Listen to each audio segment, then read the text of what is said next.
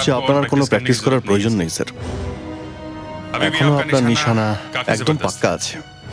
হ্যাঁ ঠিক আছে, ইটস ওকে। নকুলকে যেদিন আপনি গুলি করেছিলেন সেদিন থেকে আপনি এখনো আপসেট স্যার। কিন্তু স্যার আপনি বলেন যে একজন সিআইডি অফিসারের নিজের ডিউটি নিয়েই ভাবা উচিত, ব্যাস। আর এমনিতেও নকুল তো একটা ক্রিমিনাল স্যার। হ্যাঁ অভিজিৎ, নকুল একজন ক্রিমিনাল হলেও আসলে ও তো আমার ছেলেও। স্যার আমরা বুঝতে পারছি যে একজন বাবার মনে কি হচ্ছে, কিন্তু স্যার নকুল বেঁচে আছে, ওর কিচ্ছু হয়নি। তুমি কি করে জানলে যে নকুল বেঁচে আছে? ও আপনাকে চিঠি পাঠাচ্ছে, গুলি পাঠাচ্ছে, যেটা দিয়ে আপনি ওকে মেরেছিলেন। ও এইসব পাঠাচ্ছে, তার মানে তুমি হলো কিছু যে জানো না দয়া। যে চিঠিগুলো পেয়েছি সেগুলো নকুলের লেখা নয়, ওগুলো আসলে অন্য কেউ লিখছে। অন্য কেউ লিখছে? নকুল লেখেনি ওগুলো? না, কারণ নকুল হয়তো সত্যিই মারা গেছে। ও হয়তো চিরকালের মতন আমাকে ছেড়ে চলে গেছে, কিন্তু ওর মৃত্যুর সুযোগ হয়তো অন্য কেউ নিচ্ছে। কিন্তু স্যার আপনাকে নকল চিঠি পাঠিয়ে অন্য কারো কি লাভ হতে পারে স্যার? কি জানি সে কি চাইছে। স্যার আমরা ওকে এটা করতে দেব না, আমরা ওকে ধরেই ছাড়বো স্যার।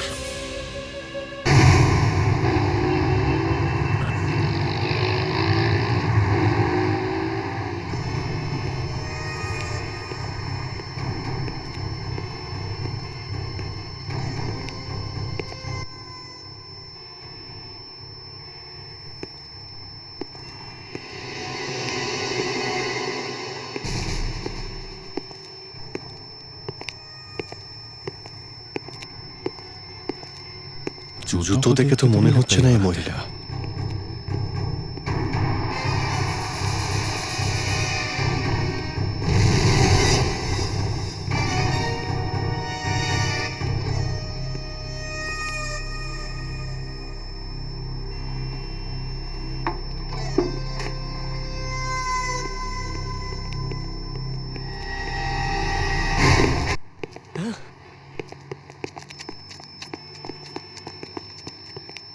কে তুমি? কে তুমি? স্যার আমার নাম বৈরাগ, কিন্তু আমি কিচ্ছু করিনি স্যার, আমাকে ছেড়ে দিন। মিথ্যে কথা বলবে না। আমরা তোমাকে লেটার বক্সে চিঠি ফেলতে দেখেছি। কিন্তু আমি কিচ্ছু করিনি স্যার। এটা তো আমি ওর কথায় করেছি।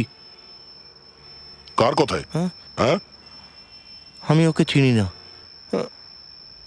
ও আমার ঘরে ঢুকে বসে আছে স্যার। আমি সত্যি বলছি স্যার, আমাকে ছেড়ে দিন। চলো। একে দেখো, একে চিনতে পারছো? হ্যাঁ, এই তো। এই সে? একে কোথায় দেখেছো তুমি? স্যার এই লোকটা জোর করে আমার ঘরে ঢুকেছে, আমার সারা পরিবারকে বন্দি করে রেখেছে, আর এর কাছে একটা বন্দুকও আছে স্যার। আরে ওর তো গুলি লেগেছে, ঠিক করে চলতেও পারছে না, তাহলে বাড়িতে ঢুকলো কি করে? এ খুব ভয়ানক লোক স্যার। কিন্তু গুলি বার করলো কে? কোনো ডাক্তার এসেছিল কি? না না, আমার বাবাই বার করেছিল। বাবা ডাক্তার নাকি? হ্যাঁ স্যার, আমার বাবা একজন বড় সার্জন, ডাক্তার রতন। এ বলেছিল আমাদের সবাইকে গুলি করে দেবে যদি আমরা এর কথা না শুনি তো। তাহলে এ আবার কাউকে গুলি করেনি তো? না স্যার, খেতে জবরদস্তি আমাকে দিয়ে চিঠি লিখিয়েছে আর বলল বিউরোর মেল বক্সে ফেলে দিয়ে এসো। স্যার প্লিজ আমাকে যেতে দিন, আমার পরিবার বিপদে আছে স্যার। আমি যদি 1 ঘন্টার মধ্যে বাড়ি না ঢুকিও সবাইকে মেরে দেবে। স্যার প্লিজ আমাকে যেতে দিন। নকুল তার অপরাধের পথে অনেকটা এগিয়ে গেছে, সেখান থেকে তার ফিরে আসা প্রায় অসম্ভব। দা, এই লেটারটা পড়ো, দেখো নকুল কি লিখেছে এই 3rd লেটারে।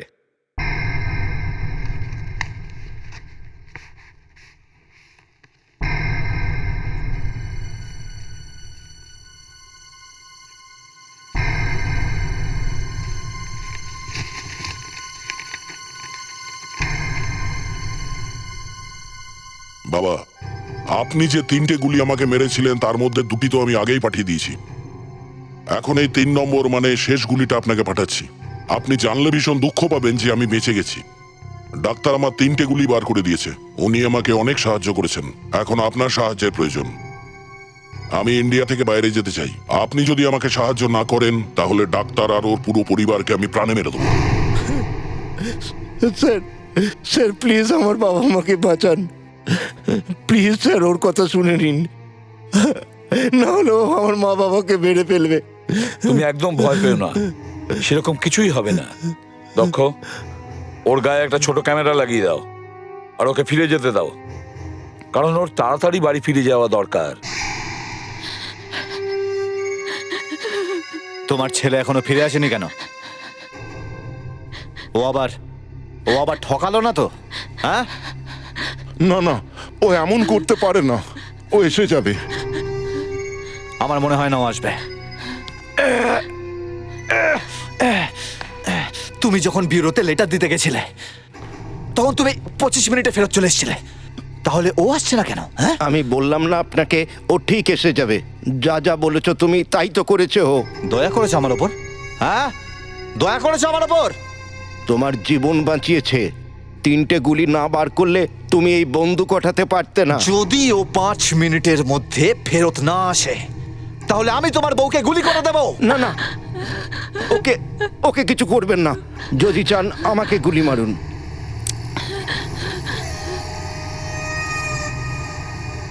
মনে হচ্ছে বৈরাগ এসে গেছে।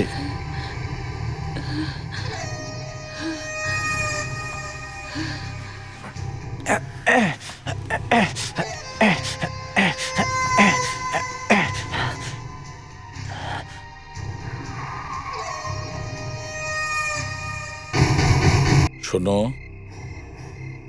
ভয় পেও না। তোমার বাড়ির ভেতরে যা কিছু হচ্ছে সেই সব কিছু আমরা এখান থেকে জানতে পারবো। তোমার গায়ে যে ক্যামেরাটা লাগানো হয়েছে সেটাই আমাদের সব কিছু দেখাবে। যাও, চিন্তা করো না।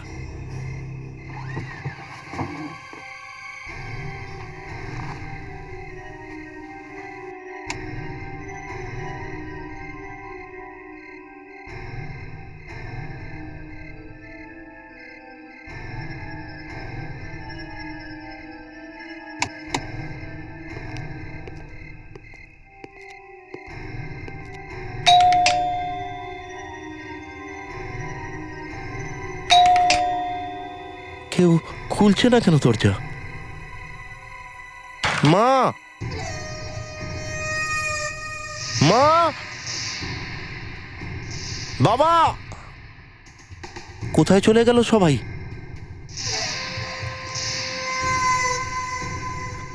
মা,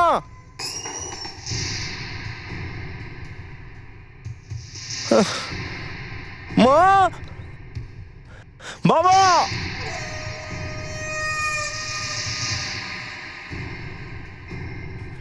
বাবা কোথায় গেলে? কোথায় চলে গেল সবাই?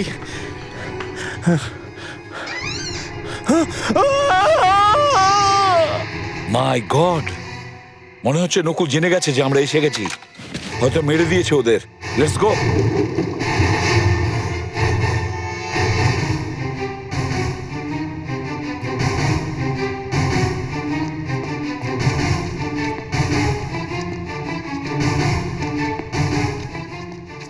পুরো বাড়িটা ভালো করে সার্চ করো, দেখো নকুল কোথায়। তোমরা ওইদিকে যাও।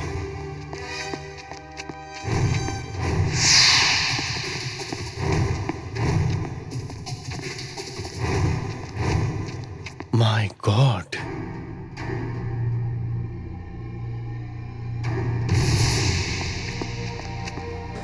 বেঁচে আছে। স্যার, নকুল পালিয়ে গেছে। হ্যাঁ জানি, ওই দেখো। এখনকার জন্য good bye dad. Sudhakar, Friedrich, sir. এক্ষুনি ওনাদের দুজনকে হসপিটালে নিয়ে যাও। Yes sir. হ্যালো, হ্যাঁ সিনিয়র ইন্সপেক্টর অভিজিৎ বলছি। কি, কোথায়? জুহুতে? ওকে, ঠিক আছে, আমরা আসছি। স্যার, হ্যাঁ, একটা মেয়ের খুন হয়েছে জুহুর একটা বাংলোতে। আমাদের এক্ষুনি যেতে হবে। ঠিক আছে। কিছুক্ষণের জন্য নকুলকে আমাদের ভুলতে হবে। জানি না এরপরও কি করবে।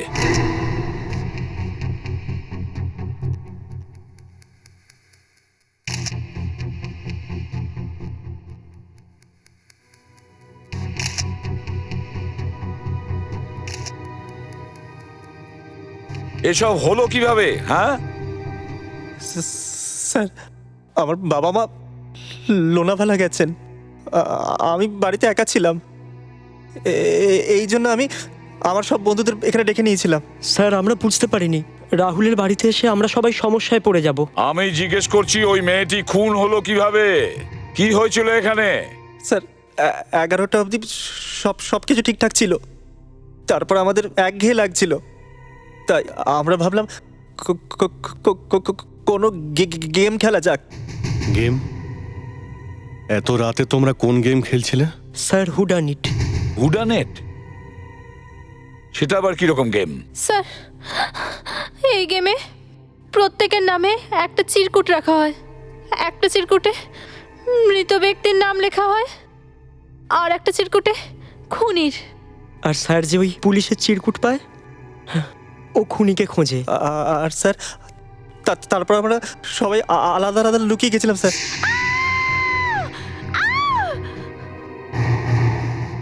এই নয়না কেন চেঁচাচ্ছে? ওর নাম ছিল নাকি মৃত ব্যক্তির? না, তাহলে ও কেন চেল্লাচ্ছিল? নিশ্চয়ই কোনো গন্ডগোল আছে। হ্যাঁ হ্যাঁ।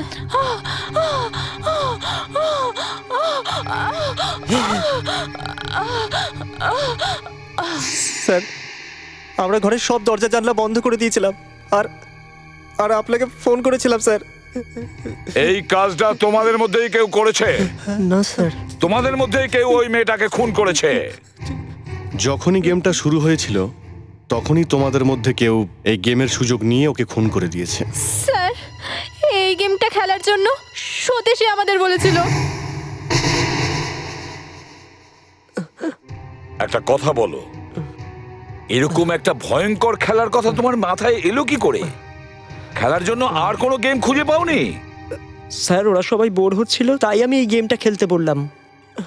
কিন্তু স্যার এরা এরা সবাই তৈরি ছিল গেমটা খেলার জন্য স্যার। কিন্তু নয়না এই গেম খেলার জন্য রাজি ছিল না, আর ওরই মৃত্যু হয়ে গেল।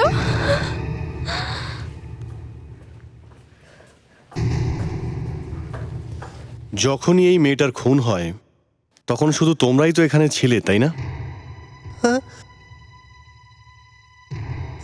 হ্যাঁ স্যার। বাইরে থেকে আর কেউ আসেনি? না স্যার। মানেটা একদম পরিষ্কার যে খুনটা তোমাদের মধ্যেই কেউ করেছে। তাড়াতাড়ি বলো, কে খুন করেছে? বলো, কে খুন করেছে? স্যার স্যার আমরা বিশ্বাস করুন, আমরা কিছু করিনি স্যার, না হলে আমরা কেন ফোন করে আপনাদের ডাকবো স্যার? সেটাও জেনে যাব। আমি স্টিফার ডগস দিচ্ছি, ও শুকে চিনিয়ে দেবে যে তোমাদের মধ্যে নয়নাকে খুন কে করেছে। স্যার স্যার আমি কিছু দেখতে পেয়েছিলাম। দেখতে পেয়েছিলে? কি দেখতে পেয়েছিলে? স্যার আমি রান্নাঘরে লুকিয়েছিলাম, তখন হঠাৎই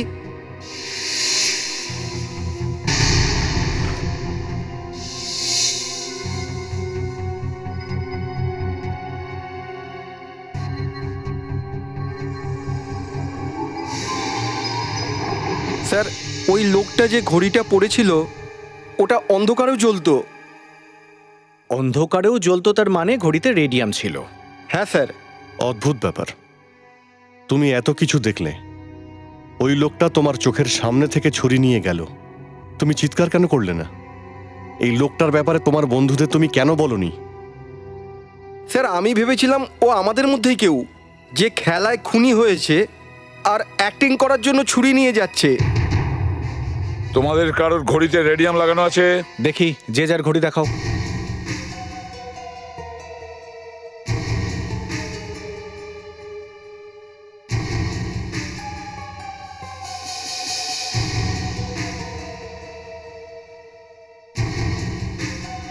না স্যার, এদের মধ্যে কারোর ঘড়িতেই রেডিয়াম লাগানো নেই। খুনি খুবই চালাক, ওই ঘড়িটাও নিশ্চয়ই কোথাও ফেলে দিয়েছে। খুনি এদের মধ্যেই কেউ একজন, আর ঘড়িটাও এখানেই কোথাও আছে।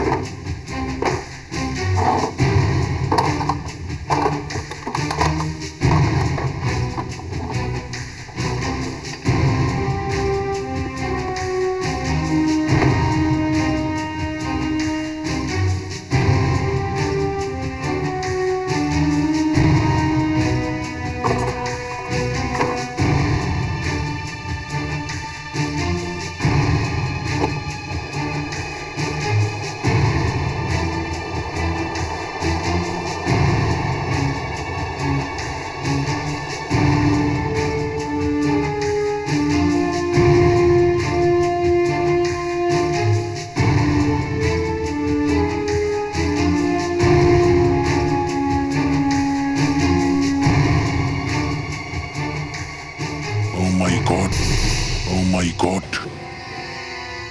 স্যার, কি হয়েছে? এই দেখুন স্যার, একটা লাশ। আরো একটা লাশ? এটা আবার কি? আচ্ছা তোমরা ভালো করে দেখো, একে চিনতে পারছো? দেখো, ভালো করে দেখো।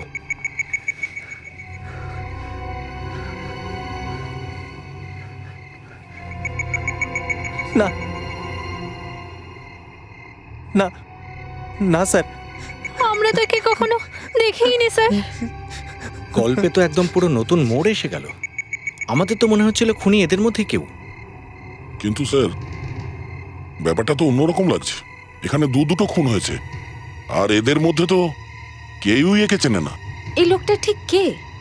এখানে কেন এসেছিল আর কে মারলো একে?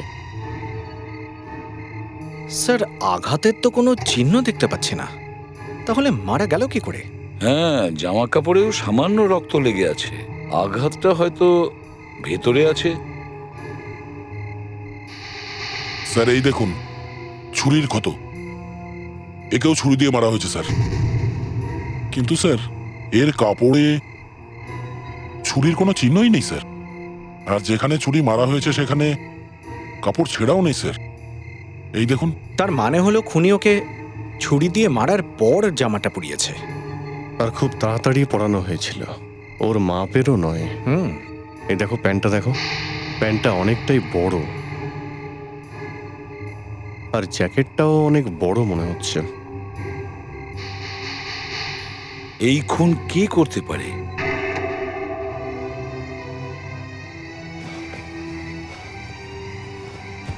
রাহুল, এইসব কি করে হলো? বাবা, আই এম রিয়েলি সরি। এসব আমারই ভুল। আমার বন্ধুদের এখানে ডাকা উচিত হয়নি আমার। এসিপি স্যার, আমি বিপিন। স্যার, আমি তো স্ত্রীকে নিয়ে 2-4 দিনের জন্য লোনাভোলা গিয়েছিলাম। হঠাৎ করে এসব কি হয়ে গেল স্যার? বিপিন বাবু, এই লোকটাকে একটু দেখুন। দেখুন একে আপনি চেনেন কিনা। দেখুন।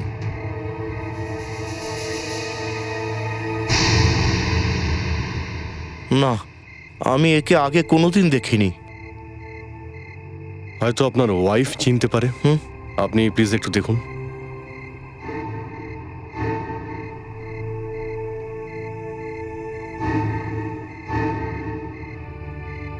না, আমিও দেখিনি।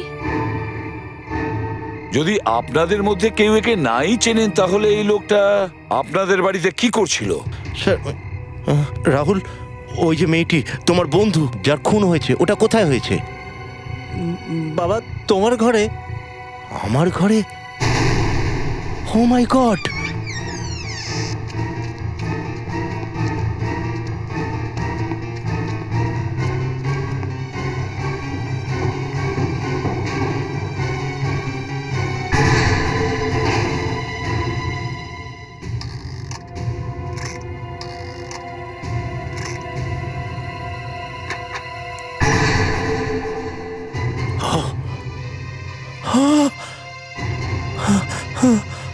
এই না, এটা হতে পারে না।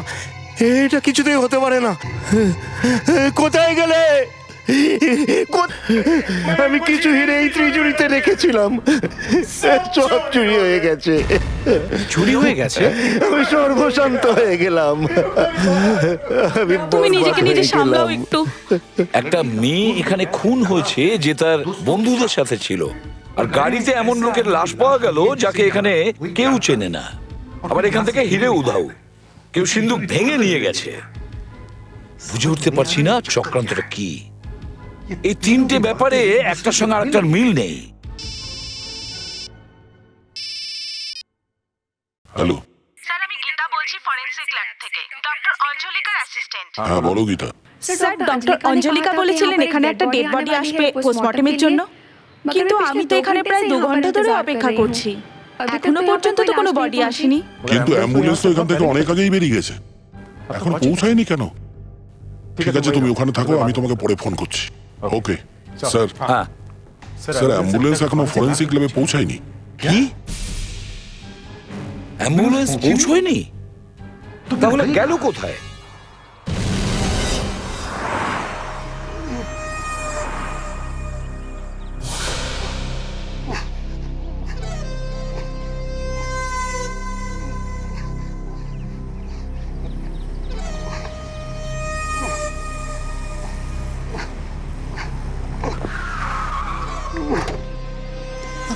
কি হলো দাদা? কি হয়েছে? সিআইডি সিআইডিকে ডাকুন।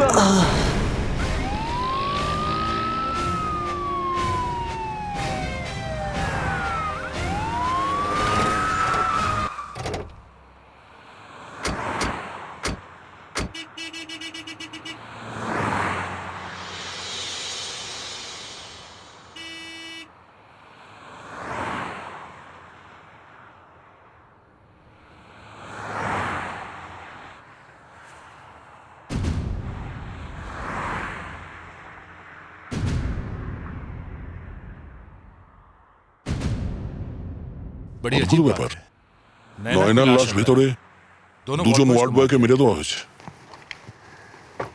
কিন্তু ড্রাইভার উধাও। স্যার ড্রাইভারই এদের দুজনকে মারেনি তো? কিন্তু ড্রাইভার এরকম করবে কেন? কারণ ওই ড্রাইভার নকল ছিল। নকল ছিল? রাহুলের বাড়িতে গাড়িতে যে লাশ আমরা পেয়েছিলাম, অ্যাম্বুলেন্সের আসল ড্রাইভার ওই ছিল। খুনি ওকে মেরে তার জামা কাপড় ওকে পরিয়ে দেয়। মানে যখন আমরা ওখানে ছিলাম রাহুলের বাড়িতে, তখন খুনি ওখানেই ছিল। আরো সুযোগের অপেক্ষায় ছিল। আর যখনই ও সুযোগ পেল, ও অ্যাম্বুলেন্স ড্রাইভারকে খুন করে আর তার জায়গায় অ্যাম্বুলেন্স নিয়েও পালিয়ে যায়। কিন্তু নয়নাকে কেন মারতে গেল? হতে পারে চোর সিন্দুক ভেঙে হিরে চুরি করছিল, আর তখন নয়না ওখানে এসে গেছিল, নিজেকে বাঁচানোর জন্য নয়নাকে খুন করে দেয়। ওই খুনির জামা কাপড় আছে আমাদের কাছে, তার থেকে হয়তো কিছু জানা যেতে পারে। এটা কি? ইলাস্টিক? এই লোকটা পকেটে ইলাস্টিক নিয়ে কেন ঘুরছিল? স্যার, বড় অদ্ভুত ইলাস্টিক। ইলাস্টিক ওই লোকটার পকেটে এলো কোত্থেকে? আমি ডক্টর বিনীতাকে ডেকে পাঠিয়েছি। উনি হয়তো এই জামা কাপড় দেখে লোকটার ব্যাপারে আমাদের কিছু বলতে পারবেন। ডক্টর বিনীতা? হ্যাঁ, উনি কে স্যার? ডক্টর বিনীতা একজন psychologist, profiler. Good afternoon ACP sir. Good afternoon doctor Binita, আমরা আপনার জন্যই অপেক্ষা করছিলাম। ডক্টর, এটা খুনির জামা কাপড়। আচ্ছা, এই জামা কাপড়গুলো দেখে আপনি খুনির ব্যাপারে আমাদের কিছু বলতে পারবেন? নিশ্চয়ই।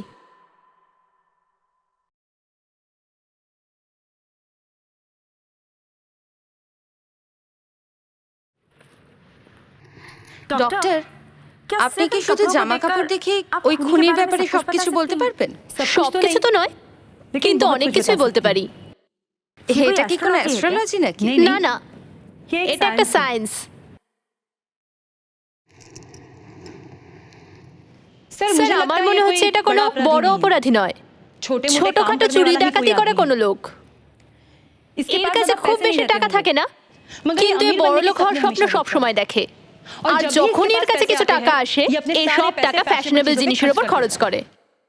ডক্টর বিনীতা, আপনি এই কাপড়গুলো দেখে ওই খুনির ব্যাপারে এত কিছু বলে দিলেন? এই কাপড়গুলোকে ভালো করে দেখুন। এই শার্ট আর এই প্যান্ট পুরনো, আর এই জুতোটা দেখুন, পরে পরে খসে গেছে। কিন্তু এই জ্যাকেট একদম নতুন, আজকালের ফ্যাশনের, কোনো বড় কোম্পানির দামি জ্যাকেট এটা। স্যার, একজন ছোটখাটো কাজ করা লোক এত দামি জ্যাকেট কিনবে কোথা থেকে? আর ওর কাছে এত টাকা এলো কোথা থেকে? হয়তো ওকে কেউ টাকা দিয়েছে স্যার এই খুনটা করার জন্য। স্যার, এই লোকটা খুব কায়দা করে সিন্দুক ভেঙেছে। এই লোকটা সিন্দুক ভাঙার একজন এক্সপার্ট। কিন্তু স্যার, সিন্দুক ভাঙার তো অনেক অপরাধী আছে, আমরা লোকটাকে খুঁজে পাবো কি করে? এই কাপড় যেটা খুনি ড্রাইভারকে পরিয়েছিল, সেটা ড্রাইভারের হাইট থেকে 3 ইঞ্চি বড়। মৃত ব্যক্তির হাইট হলো 5 ফুট 6 ইঞ্চি, আর তার ওয়েট 58 কিলো। আর সেই জন্য এই খুনির হাইট 5 ফুট 9 ইঞ্চি বা 10 ইঞ্চি হওয়া উচিত। আর ওর হাইটের হিসাবে ওর ওজন 70 থেকে 75 কিলো হওয়া উচিত। দক্ষ, ওই ইলাস্টিকটা দেখাও তো। হ্যাঁ স্যার, যখন কেউ এরোপ্লেনে ভ্রমণ করে তো জিনিসপত্রের ট্যাগ লাগাতে হয় স্যার। এই ইলাস্টিক মনে হচ্ছে ওই ট্যাগের। হ্যাঁ, এই ইলাস্টিকটা তো একদম ওটার মতো। স্যার, এই ছোটখাটো চুরি ডাকাতি করা লোক ফ্লাইটে কি করে আসবে? হতে পারে সে এসেছিল? আমি তো আপনাদের আগেই বললাম, এর কাছে যখনই টাকা আসে এ মন খুলে খরচ করে। যদি এই ধরনের লোক প্লেনে ট্রাভেল করে তাহলে কারণ না কারণ তো নজর পড়বে ওর ওপর। স্যার এয়ারপোর্টে গিয়ে খুব ভালো করে জিজ্ঞাসাবাদ। দিল্লি যাওয়ার জন্য ফ্লাইট নাম্বার 204 এর সব যাত্রীদের সিকিউরিটি চেকিং করতে অনুরোধ করা হচ্ছে। সমস্ত কাউন্টারে গিয়ে জিজ্ঞাসাবাদ করো। এটা জিজ্ঞেস করো যে কেউ কোনো অদ্ভুত কাউকে দেখেছে কিনা। চেন্নাই যাবার বিমান যাত্রীরা আপনারা 7 নম্বর গেটের দিকে এগিয়ে যান, আর কিছুক্ষণের মধ্যে চেন্নাইয়ের বিমান ছাড়বে। Excuse me officer, we are from CID. CID, yes, what can I do for you? আচ্ছা, গত 2 দিনের মধ্যে আপনাদের কাছে এমন কোনো প্যাসেঞ্জার এসেছে যার জন্য আপনাদের কোনো প্রবলেম হয়েছে, বা লোকটা দেখতে একটু অদ্ভুত রকমের? এখানে তো প্রত্যেক ফ্লাইটে এরকম 2-4 জন আসে যাদের দেখতে একটু আলাদা রকমের হয়। আমি বলতে চাইছি যে আপনাদের হয়তো দেখে মনে হয়েছে এমন কোনো লোক যে লোকটা কোনোদিন ফ্লাইটেই ওঠেনি। যাকে দেখেই মনে হয় যে এই লোকটা এয়ারপোর্টে কি করছে। স্যার, এটা বলতে পারা খুবই মুশকিল। Thank you very much. Thank you. Thanks. Delhi যাওয়ার জন্য ফ্লাইট নাম্বার 204 এর সব যাত্রীদের সিকিউরিটি চেকিং করতে অনুরোধ করা হচ্ছে। স্যার, উনি একটা অদ্ভুত কথা বললেন। স্যার, কাল একটা অদ্ভুত ব্যাপার ঘটেছে, এর আগে এয়ারপোর্টে কখনো হয়নি। কি হয়েছিল? স্যার, কাল অনেক লোকের পকেট মার হয়েছে। এয়ারপোর্টে পিক পকেট? এয়ারপোর্টে পকেট কাটা হয় এটা তো আগে কখনো শুনিনি। স্যার, 7 জনের পকেট মার হয়েছে, সেটাও 2 ঘন্টার মধ্যে। 2 ঘন্টার মধ্যে? আচ্ছা, আপনি কি আমাদের বলতে পারবেন যে এই 2 ঘন্টার মধ্যে কোন কোন ফ্লাইট এসেছিল? স্যার, দিল্লি থেকে একটা ফ্লাইট এসেছিল, তারপর 2 ঘন্টার মধ্যে আর একটা ফ্লাইটও আসেনি, আর তার মধ্যেই এইসব হয়ে গেছে। আচ্ছা, এটাও তো হতে পারে যে ওই পকেট মারের সম্পর্ক ওই দিল্লির ফ্লাইটের সঙ্গে আছে। ওই ফ্লাইট থেকে আসা সমস্ত প্যাসেঞ্জারদের লিস্ট আমায় দিন। ইয়েস স্যার, আসুন প্লিজ। রাজেশ, রেশমি, অমল, মকরান্দ, অমল, আনন্দ, সচিন, রেণুকা, রূপেশ, টান্টেরা। এক মিনিট, আচ্ছা এই লিস্টটা আরেকবার পড়ো তো। হ্যাঁ স্যার। সচিন, রেণুকা, রূপেশ, টান্টেরা। ডান্টেরা। আচ্ছা, এই নামটা তো শুনেছি মনে হচ্ছে, কিন্তু কোথায়? ডান্টেরা। স্যার, টান্টেরা ওই কে নয় তো? হ্যাঁ, হতে পারে। স্যার, সেই কেকে যে আগে পকেট মারতো আর পরে বড় বড় অপরাধ করা শুরু করে।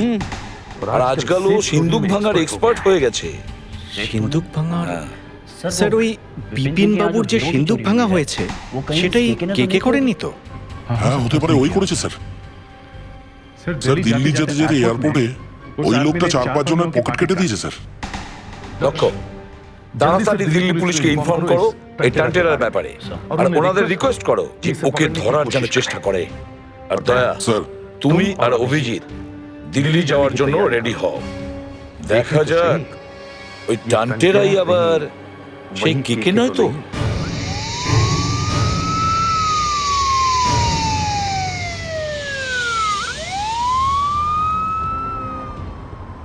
এমন লোকের ওপর তো আমরা সবসময় নজর রাখি স্যার। আচ্ছা ইন্সপেক্টর, এই টান্টেরা লোকটা কিরকম? এ খুব বড় অপরাধী নয় স্যার, এই ধরুন ছোটখাটো কাজ করার লোক। বেশি টাকা থাকে না ওর কাছে, কিন্তু যখনই ওর কাছে টাকা থাকে স্যার খুব খরচা করে। আজকাল কি করছে এই টান্টেরা? কিছুদিন ধরে চুপচাপ বসে আছে, কোনো রিপোর্ট নেই এখন ওর। কে ভাই, 1 minute. CID Mumbai. CID Mumbai. Sparkle jewellers মালিকের বাড়িতে একটা বড় রকম চুরি হয়েছে, কয়েক কোটি টাকার হিরে চুরি গেছে। স্যার, আমি ওই হিরের ব্যাপারে কিছু জানি না, আমি তো এই ব্যাপারে কিছু শুনিনি। 2 দিন আগে তুমি মুম্বাইতে কি করছিলে? 2 দিন আগে? হ্যাঁ স্যার, আমি মুম্বাইতে ঘুরতে গেছিলাম। আচ্ছা, কোথায় উঠেছিলে তুমি? হোটেল সিটিনে স্যার। হোটেল সিটিন, ওকে।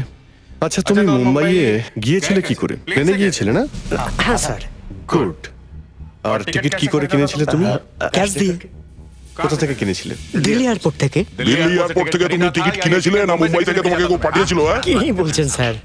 তাড়াতাড়ি বলো, ওই টিকিটটা কে তোমাকে পাঠিয়েছিল? হ্যাঁ স্যার, আমি ওই লোকটাকে চিনি না। আমাদের কাছে সময় নেই, আগেই বলেছি। মিথ্যে কথা একদম বলবে না। কেউ তোমাকে ওই টিকিটটা পাঠিয়েছিল? হ্যাঁ স্যার। কে সে? স্যার, আমি ওই লোকটাকে চিনি না। ও আমাকে ফোন করেছিল, বললো কিছু কাজ আছে, তুমি মুম্বাই চলে এসো। কি কাজ ছিল? ওই স্পার্কেল জুয়েলার্স আছে না স্যার, ওখানে চুরি করার জন্য। আর ওই লোকটা কে ছিল তুই কিন্তু এখনো সেটা বললি না। স্যার, ওই লোকটা আমাকে নিজের ব্যাপারে কিচ্ছু বলেনি। আমি শুধু 5 মিনিটের জন্য দেখা করেছিলাম মুম্বাইয়ের ওই হোটেলে। তাহলে তুই লোকটাকে একদমই চিনিস না, হ্যাঁ? আর তাও তুই ওর জন্য কাজ করতে রাজি হয়ে গিয়েছিলি? আমাদের বিজনেস এরকমই হয় স্যার। মেয়েটাকে খুন কে করেছিল? খুন? না স্যার, আমি কিচ্ছু জানি না। ঠিক আছে, তুমি আমাদের সঙ্গে মুম্বাই চলো, ওই হোটেলটা দেখাও যেখানে তুমি উঠেছিলে আর ওই লোকটার সঙ্গে দেখা করেছিলে। ঠিক আছে, চলো। হ্যাঁ স্যার, এটাই, এখানেই।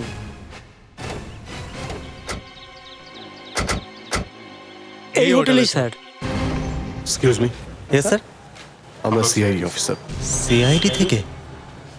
এই লোকটা 2 দিন আগে আপনাদের হোটেলে ছিল। এর নাম হলো টান্টেরা। একে ভালো করে দেখুন, মনে পড়ছে আপনার? হ্যাঁ, এতে এসেছিল স্যার। কে বুক করেছিল এর রুম? এক্ষুনি দেখে বলছি। স্যার, কারণ মান্না নামের লোকের ফোন এসেছিল, উনি ঘর বুক করেছিলেন এনার জন্য। মান্না? তুমি ওই মান্নাকে চেনো? আগে না। আচ্ছা, ও কি শুধু এর জন্যই রুম বুক করেছিল নাকি অন্য কোনো রুম বুক করেছিল? না স্যার, একটাই ঘর বুক করেছিল। টাকা কিভাবে দিয়েছিল? ক্যাশ না ক্রেডিট কার্ডে? ক্যাশ দিয়েছিল স্যার, ক্যাশ। দয়া, আমার তো মনে হচ্ছে এই মান্না যে এর জন্য রুম বুক করেছিল আর যে ওর সঙ্গে হোটেলে দেখা করতে আসে সে একই লোক। হ্যাঁ, আর যদি এরা দুজন এক নাও হয় তাহলেও এদের মধ্যে নিশ্চয়ই কোনো কানেকশন আছে। টান্টেরা, ওই লোকটাকে শুধু তুমি দেখেছো, ওর স্কেচ বানাতে আমাদের সাহায্য করো। আমি স্যার? হ্যাঁ হ্যাঁ, তুমি মনে করো তাড়াতাড়ি। তুমি তোকে দেখেছো? ওই হিরে চুরি করার সময় তুমি এতগুলো লোককে মেরেছো, তুমি এমনিতেও ফাঁসিতে ঝুলবে। তুমি কি চাও ওই লোকটা বেঁচে যাক যে তোমাকে দিয়ে এই কাজ করিয়েছে? না স্যার, এটা হতে পারে না। ওই লোকটারও ফাঁসা উচিত স্যার। স্যার, আমাকে আপনারা যা খুশি শাস্তি দিন, কিন্তু আমাকে ফাঁসি দেবেন না। আমার মরতে খুব ভয় লাগে স্যার। ওর দাড়ি কম ছিল। এই দেখুন, এরকম। হ্যাঁ, কিন্তু দাড়ি একটু ঘন ছিল আর গোঁফ পাতলা। হ্যাঁ হ্যাঁ, এরকম এরকম। চোখটা কেমন ছিল? চোখ না না না, বড় ছিল। হ্যাঁ, আর ভুরু একটু মোটা আর লম্বা ছিল। না, হ্যাঁ, নাক? নাক ওর মোটা ছিল আর না না, টিকলো ছিল, টিকলো। এরকম? হ্যাঁ হ্যাঁ, এরকম। ঠোঁটটা কেমন ছিল? ঠোঁট পাতলা ছিল, পাতলা। না না, হ্যাঁ হ্যাঁ, কিন্তু কিন্তু এত লম্বা মুখ ছিল না। মুখ গোল গোল ছিল একটু। এরকমই দেখতে ছিল স্যার। পুরোটা নয়, কিন্তু অনেকটা মিল আছে। এটা আবার নতুন কোন লোক? স্যার, এটা এমন একটা লোকের কাজ যে জানতো যে বিপিন বাবুর লকারে হিরে রাখা আছে কোটি টাকার। স্যার, এই লোকটা নিশ্চয়ই বিপিন বাবুর বাড়িতে যাতায়াত করতো। স্যার, এক তো বিপিন বাবুর ছেলে রাহুল আছে, আরো সব বন্ধুরা বাড়িতে যাওয়া আসা করে। স্যার, রাহুল আর ওর বন্ধু বান্ধবদের আবার জিজ্ঞাসাবাদ করো। যে লোকটা কেকের জন্য হোটেলে রুম বুক করেছিল, হতে পারে সে ওদের বন্ধুদের মধ্যেই কেউ। স্যার, খুনি তো গোঁফ দাড়ি আছে। হ্যাঁ জানি অদিতি, তুমি নকল দাড়ি গোঁফ রেডি রাখো।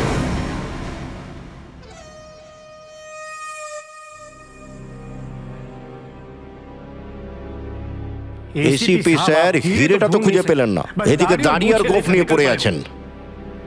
কে দেখো এদের মধ্যে সেই লোকটা আছে কিনা যার সঙ্গে হোটেলে দেখা হয়েছিল। হ্যাঁ স্যার।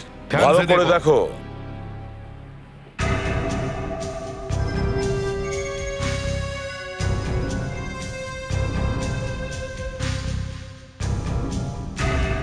না স্যার, এদের মধ্যে তো কেউ নয়। দেখলেন দেখলেন, আমি বলেছিলাম তো এই বাচ্চারা কিচ্ছু করেনি। বিপিন বাবু, এখনো কাজ শেষ হয়নি, বুঝেছেন?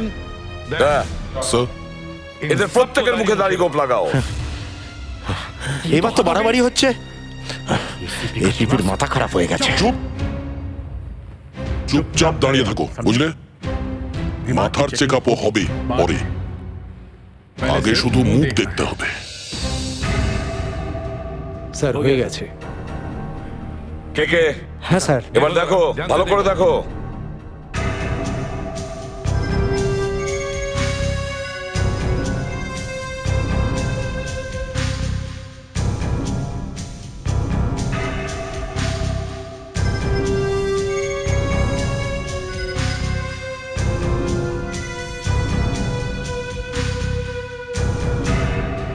না স্যার, এর মতো তো কেউ নয়। এবার দেখো কার মাথা খারাপ হয়েছে, সবচেয়ে আগে এসিপির।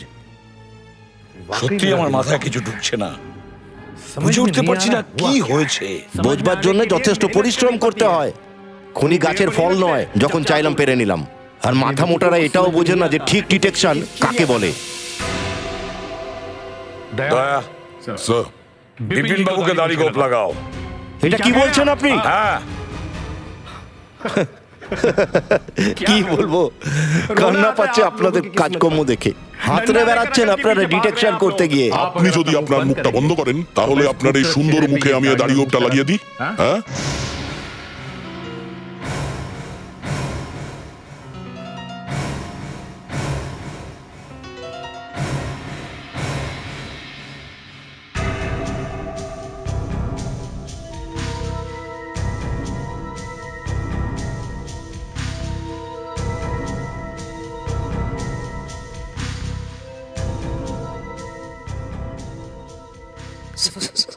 স্যার স্যার স্যার, এই সেই লোক, এই সেই লোক। এসব কি উল্টোপাল্টা বলছিস তুই? তোর মাথার ট্রিটমেন্ট আমি করছি।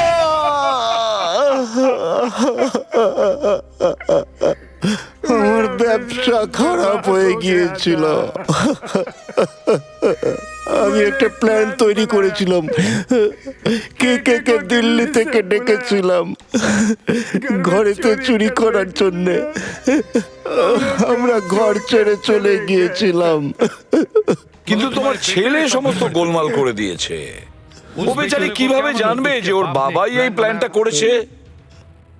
ও তার বন্ধুদের নিয়ে ওখানে ফিরে যায়, আর একটা নিরীহ মেয়ে খুন হয়ে যায়। তুমি ওই নিরীহ মেয়েটাকে মেরে দিলে কেন? হ্যাঁ, কি করতাম স্যার, আমি ধরা পড়ে যেতাম। আর রাহুল আমাকে পালানোর সুযোগ দেয়নি স্যার। সমস্ত দরজা জানলা বন্ধ করে আপনাদের ডেকে নিল। ওখান থেকে পালিয়ে বাঁচার জন্য তুমি 4-4টে লোককে মেরেছো। তোমার একটু দয়া হলো না? তোমার তো 4 বার ফাঁসি হওয়া উচিত। স্যার স্যার, চলুন বিপিন বাবু, এবার আপনিও ওর সঙ্গে জেলে যাবেন।